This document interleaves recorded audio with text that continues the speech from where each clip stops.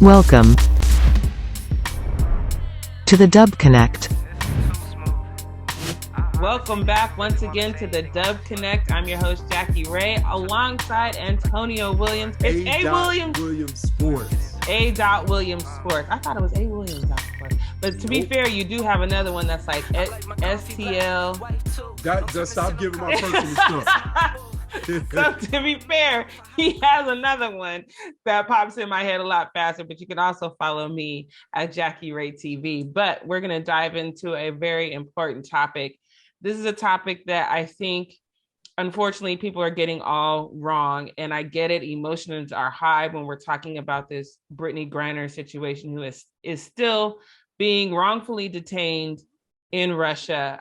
She recently held up pictures of everyone in the All-Star game wearing her number. And that was the first time I've seen like a smile go across her face, but still very heartbreaking to see. But the narrative that we're seeing, not only from fans, but also from some players in the WNBA, and to be fair, Brittney's wife as well, have said if this was LeBron or if this was KD, this mattered would be handled entirely different. And I think that's the absolute wrong way to think about it. But before I give my thoughts, when you first hear players specifically say that if this had been LeBron James, he'd be home by now. What's your first impression when you hear that from these WNBA players? You and I have had this discussion a lot we've offline. We've talked about this a lot.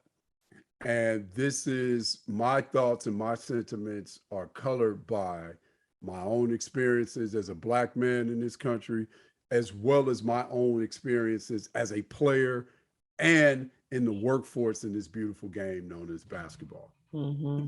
So there's a lot of things at work to give my perspective and colors my perspective on this particular issue. First off, let me say this, and I've talked to you about this as well. I guess because I think about things on multiple levels. As much as I am in support of BG, and yes, we need to bring her home, I hesitate sharing pictures of her because there is this normalized image of seeing Black folks incarcerated or Black people petrified. That has been normalized by the media. Right. So I get that we share this because of awareness, but I also understand from not only a historical perspective, but a present perspective. It's normalized to see us behind bars. It's normalized to see us petrified. So I struggle with, while I am in complete support of Brittney and the efforts to bring her home, I struggle with continuing to disseminate, using my social media to disseminate these messages. Right. And so with that being said, I've shared with you before, and I agree with what you said. I think that continuing to use NBA players as the basis as to this person would be home and that person would be home continues to lend itself to keeping us divided. Right. Because there's always this narrative of somebody's getting treated better than someone else. Everybody's having a long toss contest, right? Mm-hmm. Who can throw the ball the farthest? Well, who's been oppressed the most? Right.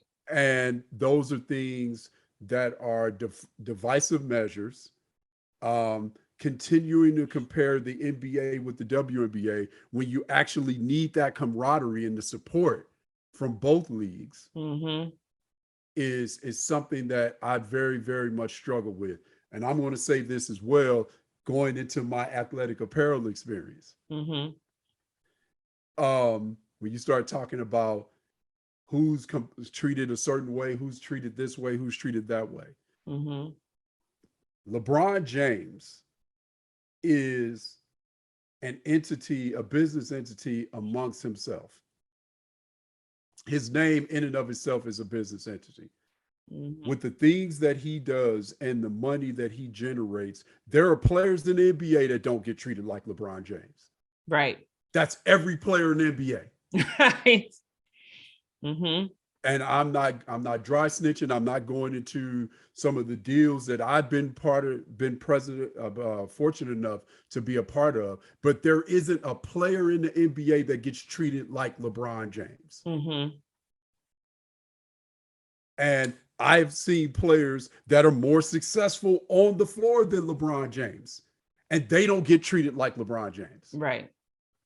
So for me, when I see these things, as one of my coaches would always say, I'm going to treat you fairly, Mm-hmm. but I ain't treating you all the same.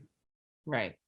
And when you point out these things, it's like pointing out the obvious from a basketball perspective, Mm-hmm. Mm-hmm. right? Mm-hmm. But when you start getting into valuing whose life is more valuable or whose life has more, we need to move with more urgency in this person's life. I think that is a very, very slippery slope. And I think that is a mistake for the women that play in the WNBA. We heard Vanessa Nygaard say this, Mm-hmm. right? Mm-hmm. For the Phoenix Mercury, the head coach. That is a mistake. Right. And I believe that us as a people, or we as a people, as Eddie Murphy, don't fall for the banana in the tailpipe, right? Yeah. Yeah. Don't fall for the trick bag and go for the division. Yeah. That's and what then, I think. at the same time, I think, and again, this is absolutely no disrespect to anyone in the W. Like NECA says, I think 90% of the women in the W have a degree. So these are educated women. But I think when you say something like, oh, if this was LeBron, like you said, there's players in the league that in the NBA that don't get treated like LeBron. Incredible players, generational players. Right. That's number one. But number two, I think it points to a lack of understanding about the difference between the political systems. I was the first one, and people looked at me like I was crazy. I was the first one that said, you should expect Brittney to do at least 7 years in a Russian prison. And people were like, why would you say that? I'm like, because I read and I understand the difference in the political system. This isn't about LeBron being the biggest basketball entity in the world right now. That's because he would be in the exact same situation, because Russia don't give a damn about none of that. They don't care. They don't, when I see people that are doing these, social media petitions and all that, Russia's not finna get your petition and go, oh, okay, 100,000 people are mad at us, we're going to release Brittney. That's not what Russia does. On top of that, what motive does Russia have to do the right thing for the US? They've already said that they want their prisoner released. The crimes don't equate, that's number one. Number two, we out here giving money and weapons to the country they trying to blow up.